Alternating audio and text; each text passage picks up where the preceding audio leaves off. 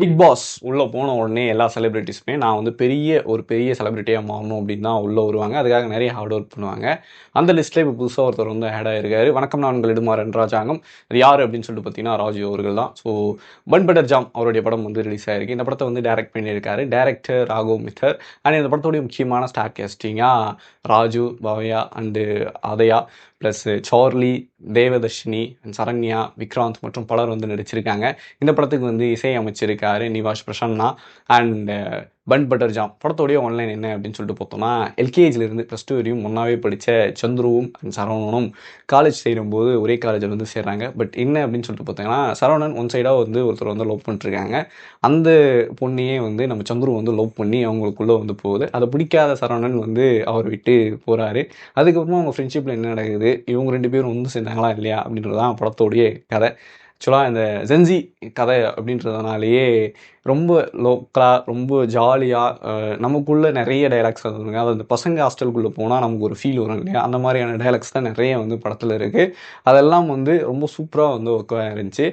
நிறைய இடங்களில் வந்து விழுந்து விழுந்து சிரிச்சுக்கிட்டே இருந்தோம். அதே மாதிரி சரண்யா அவர்கள் பண்ணுற காமெடியும் சரி, இல்லை தேவதர்ஷினி மேம் பண்ணுற காமெடியும் சரி, இவங்க 2 பேர் பண்ணுற காமெடியுமே ரொம்ப நல்லா ஒர்க் இருந்துச்சு. ஒரு சில இடங்களில் கொஞ்சம் அது ஓவர் டோசேஜ் மாதிரி தெரிஞ்சாலுமே படத்தில் வந்து அது செம்மையாக வந்து ஒர்க் அவுட் ஆயிருந்துச்சு. நிறைய வந்து செஞ்சுட்டு இருந்தோம். ஃபர்ஸ்ட் ஆஃப் ஃபுல்லாகவே ரொம்ப சூப்பராக போச்சு.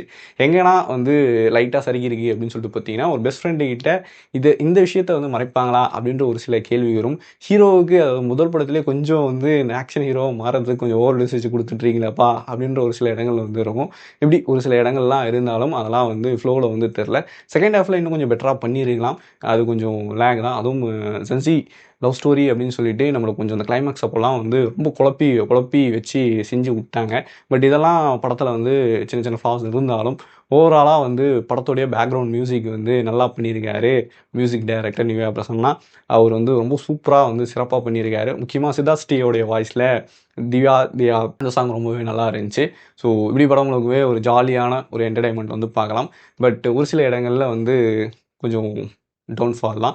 ஓவராலாக வந்து விஷுவலாகவும் நல்லா இருக்குது. அண்டு ஸ்க்ரீன் பிளேயும் வந்து காமெடியை நல்லா ஒர்க் அவுட் பண்ணி எடுத்துறதுனால நல்லா இருக்குது. பல இடங்களில் வந்து நம்மளால் வந்து ஒரு சில சீன்ஸை வந்து முன்கூட்டியே வந்து கெஸ் பண்ண முடியும். இதெல்லாம் இருந்தாலும் படம் வந்து ஓகேவா நல்லாவே வந்து வந்திருக்கு.